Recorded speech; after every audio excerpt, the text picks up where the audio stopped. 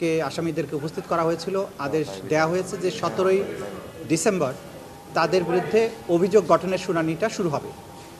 এই সময়ে আসামি পক্ষ থেকে দুই আসামির পক্ষে দুটো আবেদন করা হয়েছিল। আসলে তারা একটা ডাইরেকশন চেয়েছিলেন জেইল অথরিটির কাছে যে তারা বিদেশি আইনজীবী নিয়োগ করতে চান, সেই জন্য জেইল অথরিটিকে যেন নির্দেশ দেওয়া হয় প্রয়োজনীয় ফর্মালিটিস কমপ্লিট করার জন্য।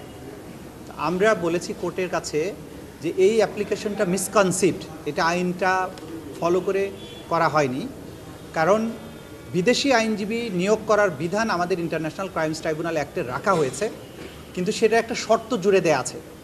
সেটা বলা হয়েছে যে বাংলাদেশের আইনজীবীদের প্র্যাকটিস করার রিলেটেড যে আইনটা, Bangladesh bar council and legal practitioners order 1972, সেই আইনে যেসব বাধা নিষেধ আছে সেগুলো সত্ত্বেও বার কাউন্সিলের কাছে যদি ওনারা আবেদন করেন, তাহলে বার কাউন্সিল কোনো বিদেশি আইনজীবী নিয়োগের ব্যাপারে যদি অনুমতি দেয়, পূর্ব অনুমতি, আইনে বলা হয়েছে যে পূর্ব অনুমতি যদি তারা পায়, তাহলে ট্রাইব্যুনাল সেই বিদেশি আইনজীবীকে এখানকার আসামিদের পক্ষে প্রতিনিধিত্ব করার জন্য পারমিশন দিতে পারবেন আর কি, এটা বলা আছে।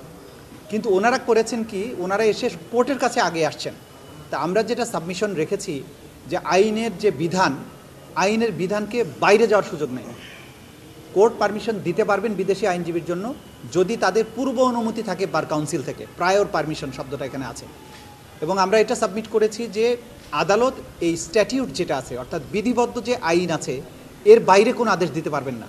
আদালত অনেক সময় ন্যায় বিচারের স্বার্থে আদেশ দিতে পারেন কখন, যেটা আইনের মধ্যে আছে অথবা আইনে সুস্পষ্ট নাই, যে কোনো দিকে যাওয়ার সুযোগ আছে, তখন কিন্তু আদালত তার স্বেচ্ছাধীন ক্ষমতা প্রয়োগ করতে পারেন।